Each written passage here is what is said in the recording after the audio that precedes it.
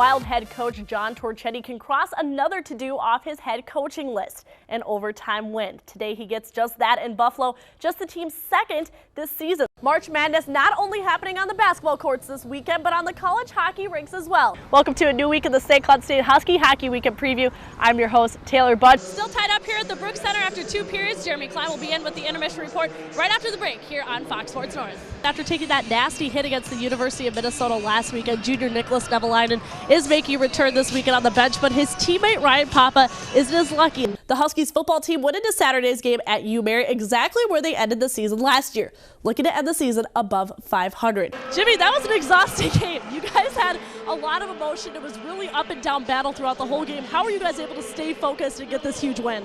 Now remember how good it felt when the Gopher men's basketball team snapped their 13-game conference losing streak?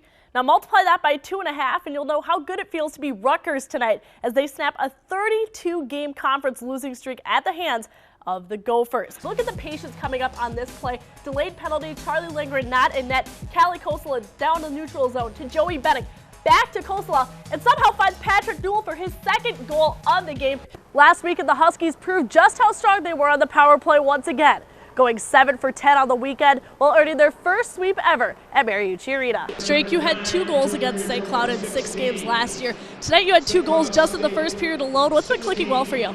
Coach, you said it yourself yesterday. What happens in the past is over and done with. Today's a new day. What needs to change on your end? Not only are the Huskies bringing in some of the top prospects in the USHL, but they can now add 4 Mr. Hockey finalists to that list as well. Coach, obviously not the way you wanted to start this game. You kind of saw some sparks here and there in the first half, but what's it going to take to remain consistent for the full 20 minutes heading into the second half? In the first period, if at first you don't succeed, why not try again? Patrick Newell, the freshman, netting his first collegiate goal. And they showed me today that being a 2-time national champion is twice as nice. Coach, can't ask for a nicer day for a spring football game now. Today, no really competitive factor. It's teammate against teammate. But what are you looking to see out of your guys in this spring football game? Husky fans took to Twitter to answer the question if they thought this was the most successful team in St. Cloud State history. We had a lot of responses, including from one at Gio Rome saying that the Frozen Sport team is still the best. But we want to hear your thoughts still. We have a double dose for number 2. The first one, a 96-yard return by Vance Barnes, gets the Huskies on the board early on, 7-0, 14 seconds into the game.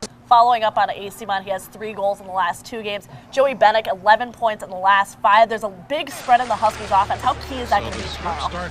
Judd, you have to look at the positives in this period. You guys had a great start. Walk me through that 7th goal of the season that you scored and how important it was to strike early, especially in a game like this. For being a first-line defender, he's a little bit quiet on the scoring, but he comes in clutch in big games. We saw 2 power play goals against UND this season. Now an explosion of offense today for the Twins, who made 13 their very lucky number against the Baltimore Orioles. TC having fun at the ballpark, and why wouldn't you with the weather that they're having down there in Florida?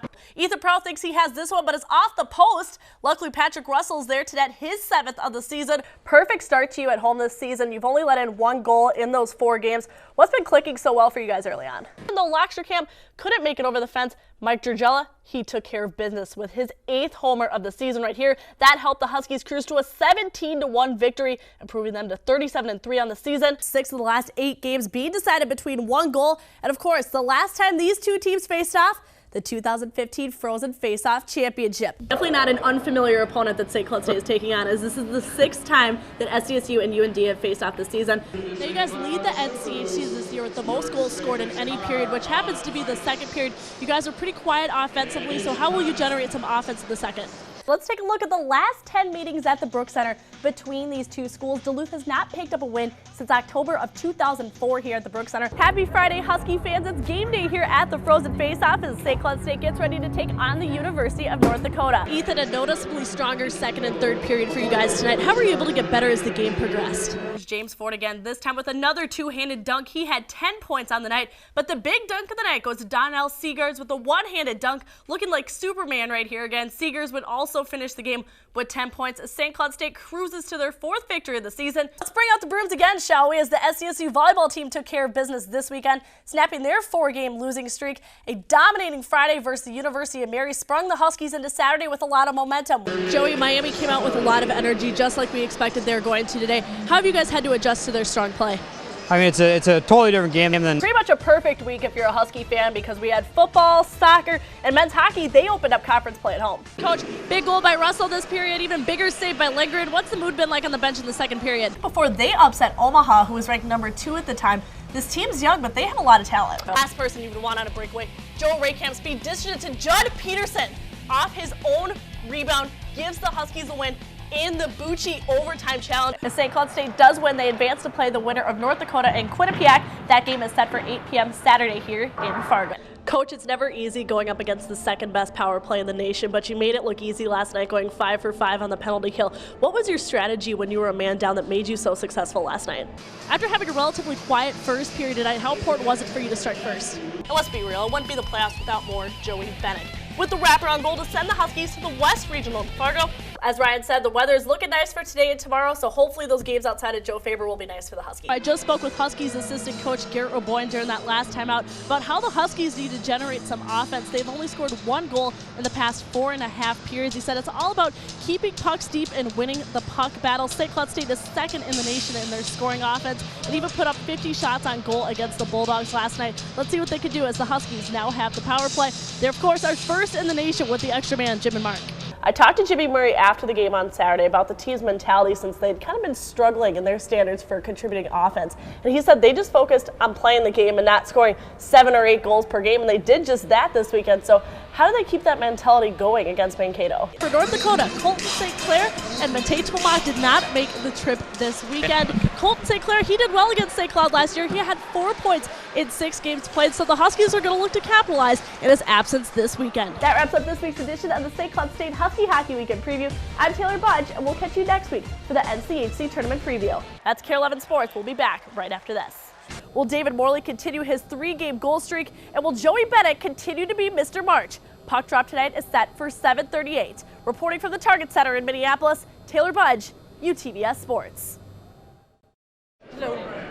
Thank you. From ticket scanning to skate sharpening and bands blaring, these all seem routine for any avid hockey lover at the XL Energy Center. But this wasn't just any weekend in the state of hockey. Programs. Who needs a $2 program? In its 3rd year of existence, the North Star College Cup is a 2-day tournament that brings together 4 of the elite collegiate teams here in Minnesota.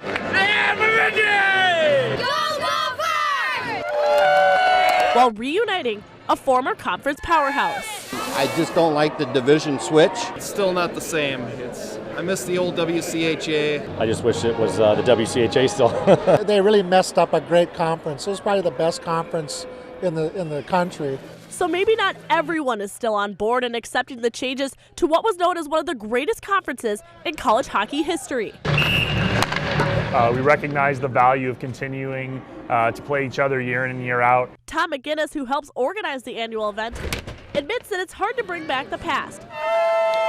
But he still has hope that the tournament will continue to grow and rebuild what was broken apart. We still have some opportunities to, I think, continue to grow the tournament to something that we're as filled as we were back in the days of the old WCHA postseason tournament. This was fabulous, the old tournament, the WCHA conference tournament, stuff like that. It was fabulous. As year 3 comes to a close, and while a 3rd new champion was crowned, old rivalries are beginning to be renewed in a way that players, coaches, and fans hope to stay for years to come. Reporting from the XL Energy Center in St. Paul, Taylor Budge, UTVS News.